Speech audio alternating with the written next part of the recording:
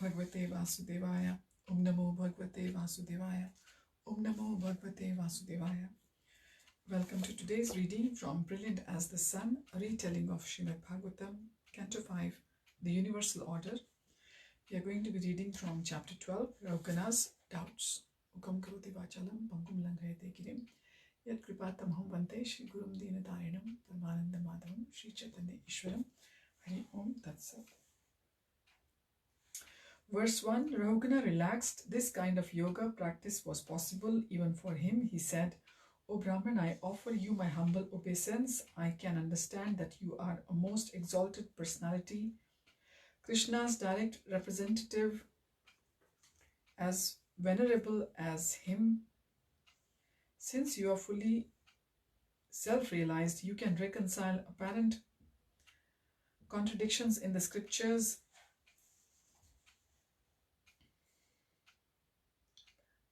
Presenting yourself as Brahma Bandhu, you disguise your blissful transcendental position. Verse 2, Rahugana bowed his head. Unfortunately, because the serpent of pride obscures my vision, I think myself to be the king. Although my body is full of filth like stool and urine, I can understand that I am spiritually diseased. Thankfully, your instructions are proper medicine for one suffering from the fever of bodily identification. Like cooling waters, your words can pacify anyone scorched by the fierce heat of material existence. The darkness of night had fallen now, had now fully enveloped them.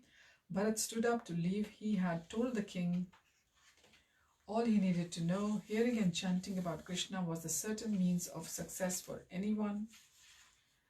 Verse 3, Rahugana jumped to his feet. My lord, please do not leave, he pleaded. There are still many subject matters which confuse me. Maybe I can ask you about these another time. For now, kindly stay a little longer and help me understand the instructions on self-realization you have already given. Although I am keen to understand them, I found them difficult to grasp. Kindly explain them again, but more simply. What did you find confusing, dear king? Verse 4, O great yogi, I argued that bodily conditions affect the soul. The soul, for example, when the body becomes tired from carrying a heavy load, so does the embodied soul. You replied that it only superficially seems that the soul is affected, but in reality it is untouched by the bodily situation. You admonished me, saying it is not possible to understand this from material examples such as the cooking rice or on a fire. How then can I understand it? Verses 5 and 6. Bharat looked intently at Rahugana. He was genuinely inquisitive. That made him a suitable candidate for instruction. He indicated for him to sit, and he sat next to him. Bharat turned to face the king. Listen, and I will explain. Among the many transformations of earth, some are inert while others move. Among those that move, we call some palanquin carriers. The ankles, calves, knees, thighs, torso, shoulders, and neck of these palanquin carriers are all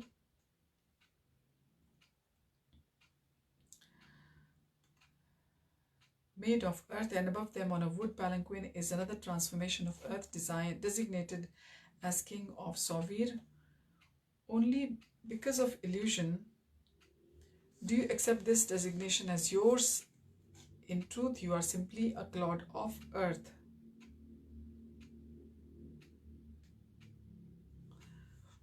Like everything else around you. Rahugana said, I know I am the soul within the body which is produced from the earth, but it seems these earthly manifestations affect the soul. This is my doubt. Bharat said, as I say, there are so many things produced by the earth. Which of them feels tired, dear king? Is it the ground, the ankles, calves, or perhaps the palanquin? The king in the carrier body feels fatigued, argued Rahugana. How much fatigue would he feel if he was carrying his young son? Asked Bharat. It is all mental concoction. One who knows he is not the body does not at all identify with bodily conditions. You experience fatigue because of misidentification with the body.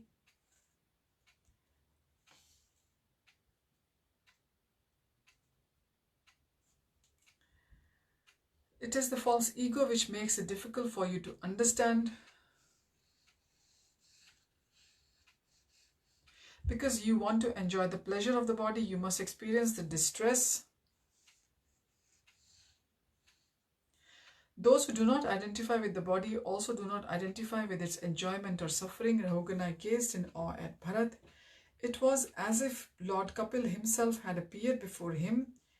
His Brahmin advisors did not have a particle of this saint's spiritual realizations. Bharat continued, let us move on. Verse 7. You argued that as the king, it is your right to rule over the citizens. Do you think forcing them to carry you around without giving them any payment is your legitimate right? Look how they suffer. Their condition is lamentable. The way you treat them proves you are cruel. Yet due to pride, you think you are a pious king, a protector of the people. This is your delusion. Any assembly of wise men would tell you the same. Stung by Bharat's rebuke, Rahugana hung his head. After a few moments, he said, you are right. I shall rectify my mistakes, but I still have confusions. As I remember, you said that the conventional world is unreal and it does not have any effect on the spirit conditions because of attachment to sense enjoyment. I'm confused about this. What is your doubt? Well, earlier I was watching you carry my palanquin and it appeared you found it tiring even though you are liberated soul. You are right, replied Bharat. There is a trace of happiness and distress even for liberated souls, but that is insignificant compared to the experience of the conditional soul. What do you mean?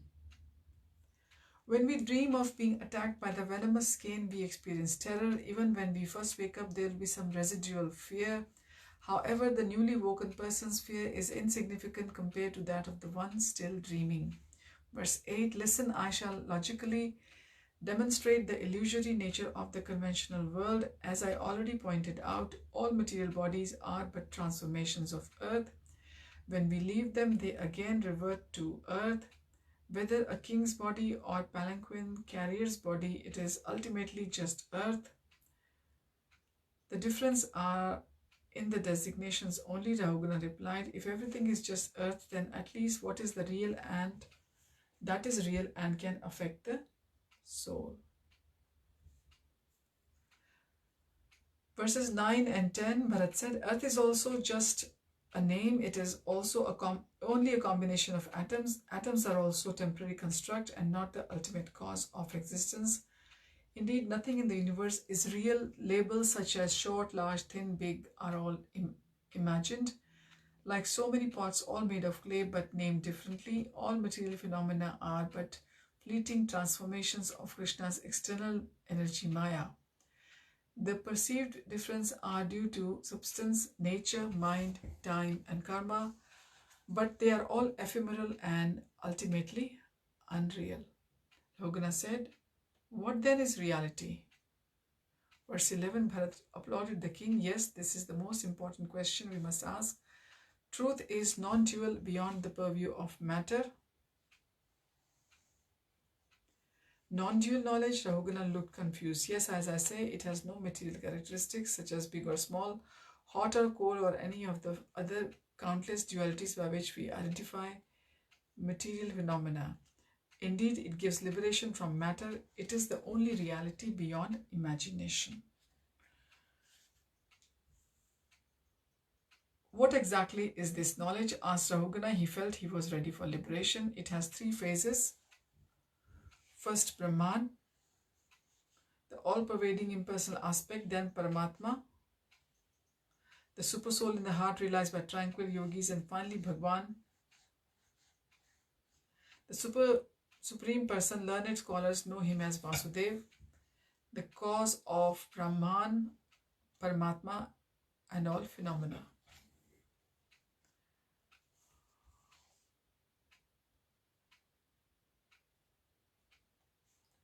Rahugana, who sat with his sparkling crown held in his hands, took this in silently. Ultimately, the absolute truth was a person from whom everything emanated. It was difficult to conceive of such a person. He looked at Bharat and said, "How can I come to know Vasudev, the Supreme Personality?" Verse 12. Bharat sat silently for some time, tears running down his face. Coming to the point of asking this question was life's very goal. He said, "There is only one way to see God and realize Him in full. You must smear yourself fully with the dust of the feet of great Vaishnavas." Rahugana looked puzzled. He looked down at the Bharat's feet. Should he literally reach down and take the dust from his feet and rub it on himself? Bharat laughed, "My dear king, this means that one must regularly hear from the Lord's pure devotees and also try to understand their instructions.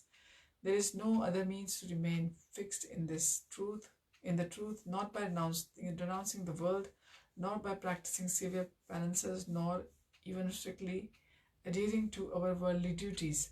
You must seek the association of pure-hearted Vaishnavas and daily hear from them. Only by their mercy you can understand the absolute truth." Rahugana said, "It is only by the Lord's grace that I have met you and recognized your glories. How can I be so fortunate again as to meet another devotee like you? It is your sincere desire Krishna will help you." Rahugana looked doubtful. "Personalities like you do not advertise themselves, so how can I not be sure to disregard a great soul again, as I did with you?" Verse 13, Bharat replied, "Listen carefully, my dear Rahugana, as I explained how you can recognize pure devotees. They have no interest in mundane activities like politics or current affairs. They only speak about Krishna, their qualities, form, and pastime. Such subjects enthrall them, and by regularly and respectfully hearing from them, even those interested in material enjoyment or liberation gradually become attached to Krishna's service." Tears pricked Rahugana's eyes and an unprecedented peace swept through him. It was as if a lifelong entity had been lifted.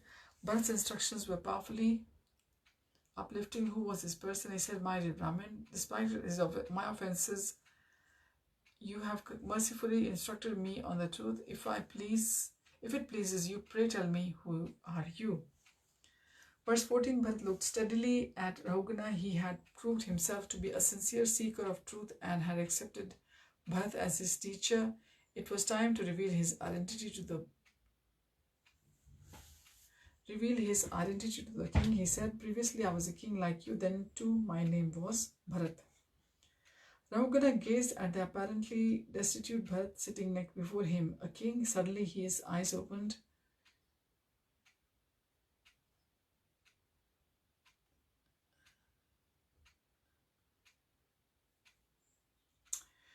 The king Bharat, suddenly his eyes opened wide. "Bharat, surely not," he spoke with a tone of incredulity. "The king Bharat, after whom the earth was named, King Rishabh's son."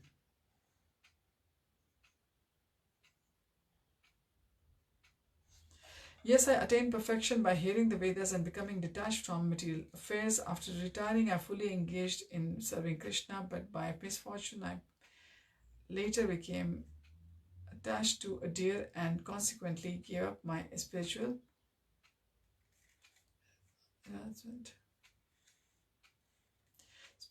practices." "How is that possible?" explained Rahugana. "King Bharat is still renowned for his spiritual determination." Bharat sighed. "My crucial mistake was that I did not consult with spiritual master regarding my association with the deer. Consequently, when I died, I was reborn as a deer."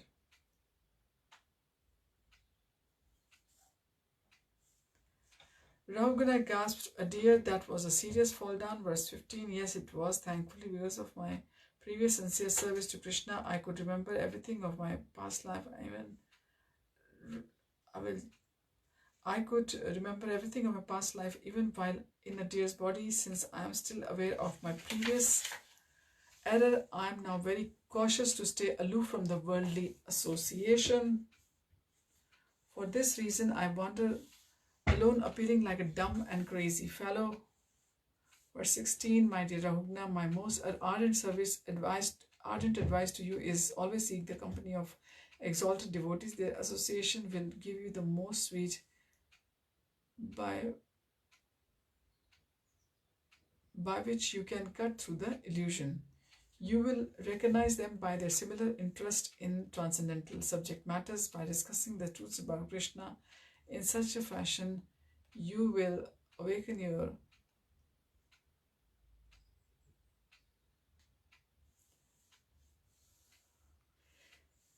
their association will give you the sword by which you can cut through illusion. You will recognize them by their singular interest in transcendental subject matters.